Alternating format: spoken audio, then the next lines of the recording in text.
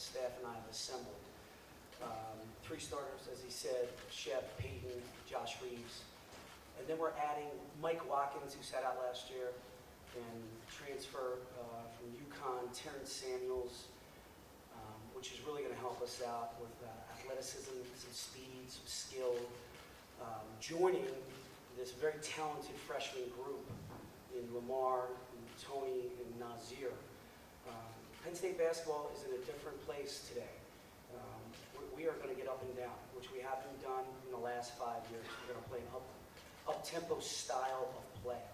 I think last year we averaged 65 points. Brandon Taylor did a great job. Those seniors did a great job of building and getting that bye for us in the Big Ten tournament. So this is going to be very different for Penn Staters and the Big Ten. The non-conference that we put together is going to be challenging, extremely challenging. But I want this team, I want this group tested to prepare us for the Big Ten and how difficult it is. We also get to play Michigan State at the Plestra, which I think is going to be a fantastic game. And I'm looking forward to playing right here in D.C. for the Big Ten tournament. Thank you, Coach. We're going to start in the back on the right aisle. Last year, this time of year, everyone was talking about the new rule changes. And I just wonder, reflecting on the full season and postseason, how you felt the game looked, felt, and just the effect of those rules. I'm a little old school, so I like a little bit of physicality and toughness, but I understand that there's more freedom of movement. Obviously, scoring was up, so I think it benefited a lot of the leagues throughout the country, and it did for us too. We went 5-3 in our last 8 games, and we scored a lot more points. We hit a lot more threes. So the only thing I wish we had back was that one timeout. I miss that timeout desperately, especially when you have a young, youthful group who's learning how to win on the road. Go front row on the aisle, right-hand side. David Jones from PennLive.com. Hey, David, how you doing? Patrick, how are you? Great. What specifically can you expect out of Mike Watkins, and what would really please you as a freshman? He's just a kid, and you're talking about physicality and toughness. What do you want most out of him? What do you think he could be successful if he gives it to you? You know, I'd love to see him get 20 minutes a game, which is going to be difficult because he's still raw, and we're working on his habits of positioning, especially in the post, where they're, I watched the NCAA video last week where they're trying to limit that physicality, limit some certain things in defending the post. So we really got to work with Mike there.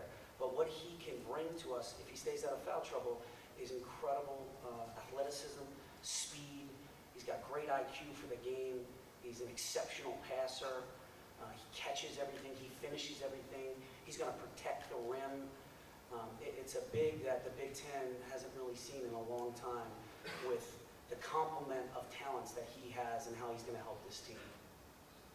Let's go left-hand side, third row along the wall.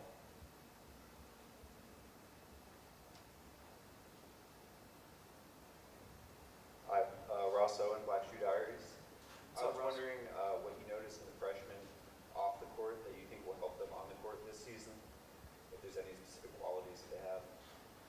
Yeah, the freshmen are very mature for their age.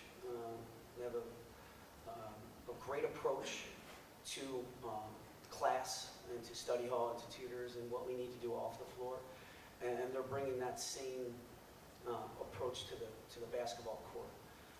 Again, they're freshmen. The jump from high school to the Big Ten, as far as practice is concerned, is a mighty jump. It's a leap. So consistency is probably number 1 on the list. Bringing it every day, every drill, for 2 hours. And they're doing a really good job, but they still need to continue to work on that. But I've been super impressed with how they're handling their business.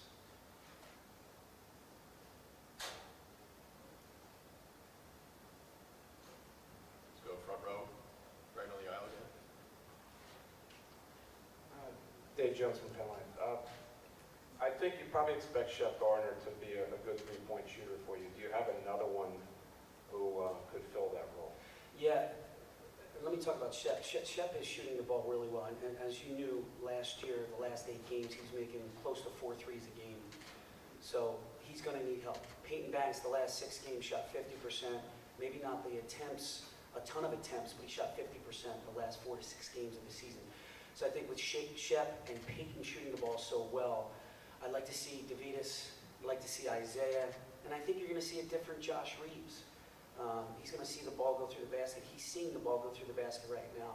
So with 5 or 6 guys, 3 or 4 elite shooters, and then a couple guys who are very capable, I think that's going to open up some driving lanes for guys like Tony Carr and Terrence to be able to make plays. I'd like to see our assists up between 15 and 20 assists per game. Coach Jeff Rabjohn, Speaks.com. Just curious, how important was the 2016 class, especially with a couple of nationally ranked guys in Carr and Stevens, for you guys to lay a foundation that gives you a chance to take steps up the Big Ten? It was extremely important. I think it starts, though, with Shep Garner, and then it trickles to Josh Reeves and Mike Watkins. I'm not sure if you don't land those guys that you don't get Tony Carr, Lamar Stevens, or Nelson Bostic. But because you do that and get those guys early and develop relationships, you're able to score some top 100 players that can really affect the program or make a major impact with this program and keep what Tim Frazier and DJ and Brandon Taylor, keep what the consistency going with what they built. I know we're not happy with 50 and 50 over the last 3 years, but that shows progress. And those guys, Lamar and Tony, believing in the vision that we have for this program really is going to set us up for the next couple of years because we don't have a senior on the team. All right. Seeing none, best of luck. Thank you.